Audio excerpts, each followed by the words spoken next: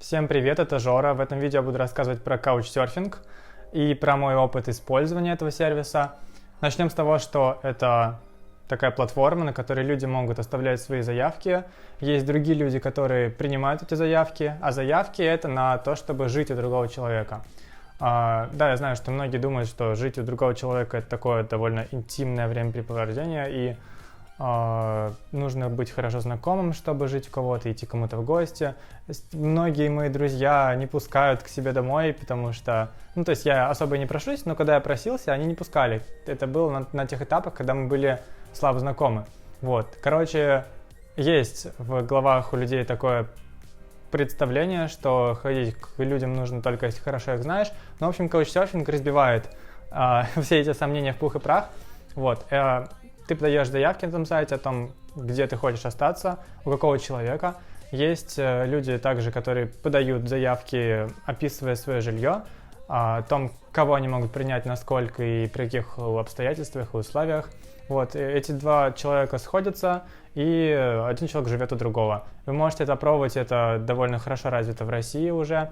Только чтобы этим хорошо пользоваться, нужно правильно заполнить профиль, желательно использовать английский язык, и часто еще нужно подтверждать свой аккаунт, чтобы тебя видело просто больше людей. Я пользовался этим сервисом уже где-то около 5 раз. Я расскажу вам об одном опыте, когда я ездил в Хельсинки, в Финляндию, и у меня была пересадка в аэропорту. И я нашел женщину, которая быстро мне ответила, как это все было. В общем, мы списались, потом мы перешли в WhatsApp. И когда я уже был в Хельсинки, я написал, что я уже здесь, какой твой адрес и все остальное. Она мне написала адрес, мы встретились, мы очень мило пообщались, поужинали.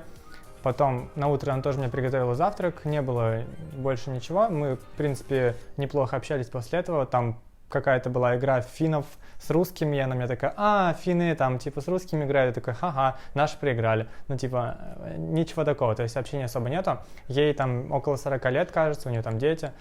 И их тогда не было, кстати. Просто приятное общение, времяпрепровождение, больше никаких нету выше или ниже этого. Просто, то есть вы встретились, пожили, исполнили свою цель, потому что все понимают, что Couchsurfing для этого. Чем еще Couchsurfing крут? Вы заводите там международные знакомства. Это один из совершенно немногих сервисов, где можно найти друзей международных, если вы путешествуете.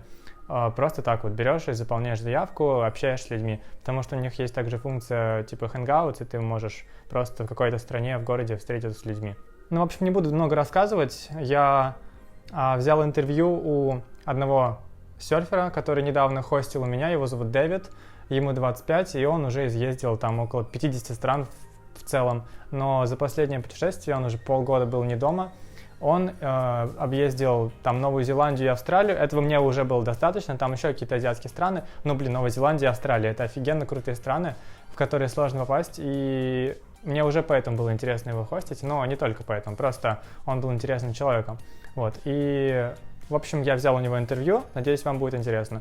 К сожалению, свет там не такой крутой, как сейчас у меня уже здесь стоит. Здесь тоже не очень крутой, но то есть я старался здесь. Тогда я еще не успел ничего купить. Тогда и со звуком, возможно, будут небольшие проблемки. Но я постараюсь это все вытянуть при монтаже. В общем, увидимся. Наслаждайтесь. All right. We have a special guest today. It's David. He's 25 years old. He's originally from Prague. And now I think it's 6 months that he didn't come home. And he's traveling the world. Hi, David. Correct, yeah. 6.5, I have to say. Yeah. Exactly 6.5 months. Yeah. Exactly. So I'm coming home tomorrow to Prague, but it's going to be just a very quick stop, and then I will go again for next adventure.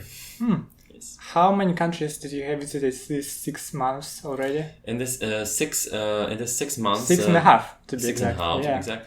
I visited New Zealand, Australia, Indonesia, Singapore, Malaysia, Taiwan, Japan, Korea, and Russia. So it's 9 countries. And now I'm going back home, which is 10th.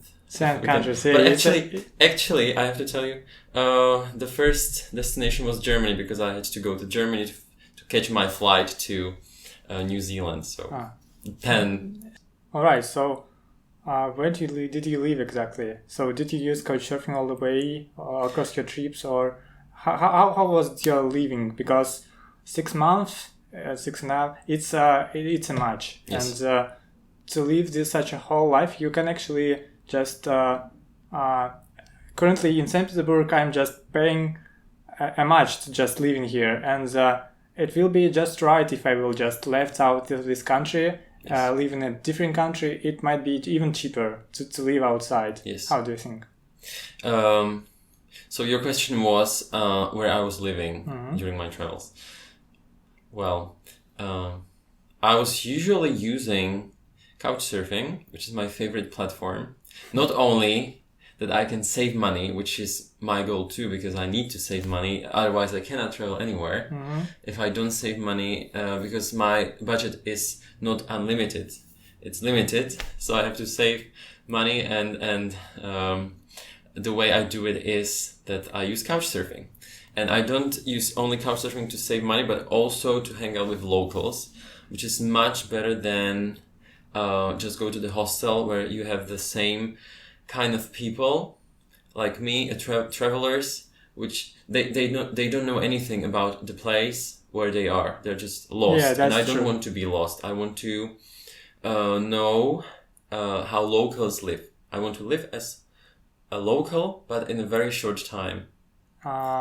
In a short time. In a short time, which means if I stay in one place for 1 week or for 3 days and I have a couch surfer with me, I feel like coming home, and then we talk about the culture, about the life in the city, about, I don't know, we share the food, and I just absorb so much information that I feel like Energized. And I feel as if I was living in the place for more than just a few days. You know, it's the best invention of 21st century for travelers.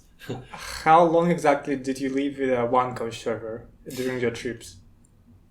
Usually I'd like to stay 2 nights or 3 nights, because I think if you stay longer, it's a little bit impolite to take advantage. Of course, if the person likes you and you don't have any other plans planned further, you might discuss and you might stay longer. But for me, I usually plan beforehand, so usually I stay 2 or 3 nights. If I stay in one city, for example, I want to stay 2 weeks or something, I request more couch surfers. So I stay, for example, 2 nights at one place, then 3 nights at another couch surfer, and then in total it might be 2 weeks, and I'm enjoying 2 weeks in one place. So we actually achieved that during one country or even one city. You just picked many couch surfers and you actually achieved. Just shift, yes. Or I put public trips, which is a great idea when you're traveling, and then you're waiting for somebody else to get back to you. So they will write to you, for example, oh, you can stay in my house, and I have a couch. You can stay in my house. I invite you, and this way you can. Did you have the situations where all the time? So that's why you actually have this all planned, and you have these options to choose from. Yes, I have many options to choose from usually. So it's a tough question actually, how to pick best couch surfer, because if you have many options, and how can you actually choose which to pick? Also, it depends on who comes first. Who comes first to me, because I was sending requests and you were very fast, for example, and I liked your profile and everything. So I said, okay, and then what came next were, of course, invitations, but it would be impolite to just say, oh, okay, I chose somebody else, you know. Yeah. So I stayed with you. So I have push notifications, etc. It's just easier to respond very quickly. I just sit in my job, see this push notification, and then I watched your profile, see that you're a nice guy, you have many references, and I responded maybe instantly. I just watched some reviews also, and it was very quick. Yeah.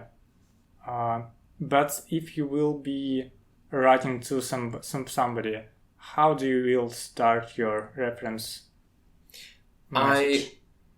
Okay, there are so many people in Couchsurfing. Some people are not active. Some people don't even bother to answer to your requests, which is sometimes annoying. And that's why it's very hard to write very personalized message. So what I do is I write the base, like, hello, my name is David. I come from Prague. I'm 25. Currently, I'm traveling to, for example, St. Petersburg. And I'm traveling around the world, and I'm coming from Vladivostok. I'm doing the Trans-Siberian train, and it's very exciting, and I am excited about coming to St. Petersburg. Something like that, like very general thing that you can copy and paste. But I use this one, and then I look on the profile, I read through the profile, and I analyze a little bit.